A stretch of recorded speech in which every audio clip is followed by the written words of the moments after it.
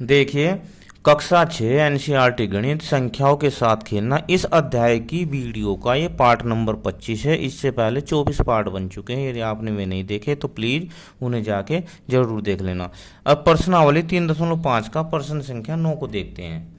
इसमें कहा है निम्नलिखित यानी कि निम्न में से किन व्यंजकों में अभाज्य गुणनखंडन किए गए हैं। अब अभाज्य गुणनखंडन हमने इससे पहले प्रश्नों में किए हैं। हम तब तक गुणनखंड करते जाते हैं जब तक लास्ट में एक ना आ जाए। क्या ना आ जाए? एक ना आ जाए, तब तक गुणनखंड करते जाते हैं। और वो जो उसके गुणनखंडन होते हैं वे सारे अभाज्य होते हैं, यानी कि वे फिर किसी संख्या से भाग नहीं होते। अब देखो, पहला देखते हैं इसमें 24 का दिया है इसने 2 गुणा 3 गुणा 4। अब ये बताइए कि इसमें अभी विभाजित हो सकता है या नहीं। जी हाँ, 4 हो सकता है 2 गुणा 2 में। क्या हो सकता है? 4 हो सकता है 2 गुणा 2 में। तो इसलिए ये इसके अभाज्य गुणनखंड नहीं किए गए हैं। तो इसमें लिखेंगे 4 भाज्य संख्या है। क्या है? भाज्य संख्या है। इसमें तो अभी 4 भाज्य संख्या, इसके भी गुणनखंड होने हैं। ठीक है। बी में देखते हैं। बी में क्या दिया है? 56 बराबर दिया है इसमें 1 गुणा 7 गुणा 2 गुणा 2 गुणा 2। अब इसमें देखो, इसमें दिया है 1 आया है इसमें, तो 1 न तो अभाज्य संख्या होती है और न भाज्य संख्या होती है। जब हम किसी संख्या के अभाज्य गुणनखंड करते हैं तो उसमें हम 1 नहीं लिखते, 1 नहीं लिखते। तो इसलिए ये भी गलत है। सी में दिया है 70 का 2 गुणा 5 गुणा 7। अब देखो, 2 का कोई गुणनखंडन नहीं हो सकता, 5 का भी नहीं हो सकता, 7 का भी। तो ये सी जो ये सही है, इसके अभाज्य गुणनखंड किए हुए हैं, ये सही है। ये दोनों गलत हैं। अब देखो डी में क्या है? 54 के किए हैं 2 गुणा 3 गुणा 9। अब इसमें देखो, 2 के अभाज्य गुणनखंडन नहीं हो सकते, 3 के भी नहीं हो सकते, लेकिन 9 भाज्य संख्या है। 9 भाज्य संख्या है। तो अब ये बताइए, उसने प्रश्न किया है निम्न में से किन व्यंजकों में अभाज्य गुणनखंडन किए गए हैं। तो आंसर क्या आना चाहिए? आंसर इसमें सी, क्योंकि सी में ही अभाज्य गुणनखंडन किए हुए हैं। यहाँ लिखेंगे सही है, अभाज्य गुणनखंडन, अभाज्य गुणनखंडन किए हुए हैं, किए गए हैं। ये इसका आंसर हो गया सी।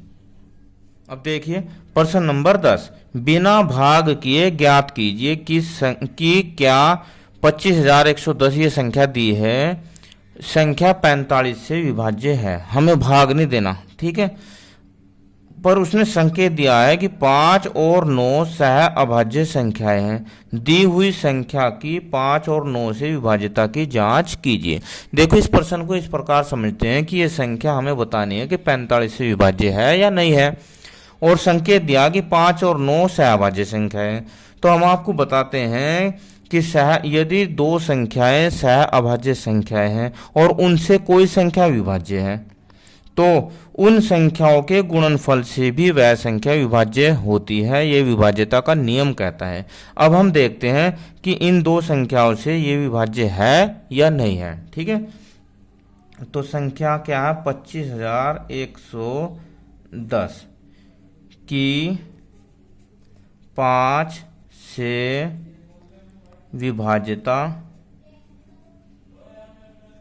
विभाज्यता की जांच करने पर। अब देखो, 5 का नियम ये कहता है, 5 से विभाज्यता का नियम ये कहता है कि या तो किसी संख्या के इकाई के स्थान पर 0 हो, यह संख्या 5 हो, तो वह संख्या 5 से विभाज्य होगी। तो अब देखो ये संख्या 5 से विभाज्य है, तो अब लिखेंगे 25,110 5 से, जो कि 5 से विभाज्य है। अब देखते हैं हम 9 से। 25,110 की 9 से विभाज्यता की जांच करने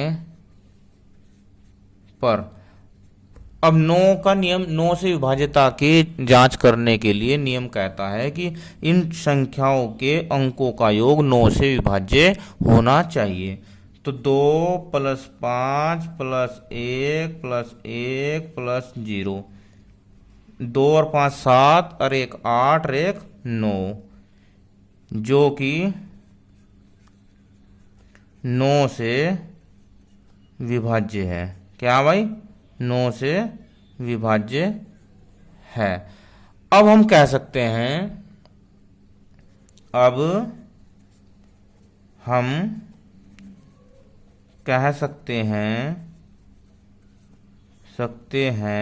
कि संख्या 25,110 45 से विभाज्य है, क्योंकि यह 5 और 9 से विभाज्य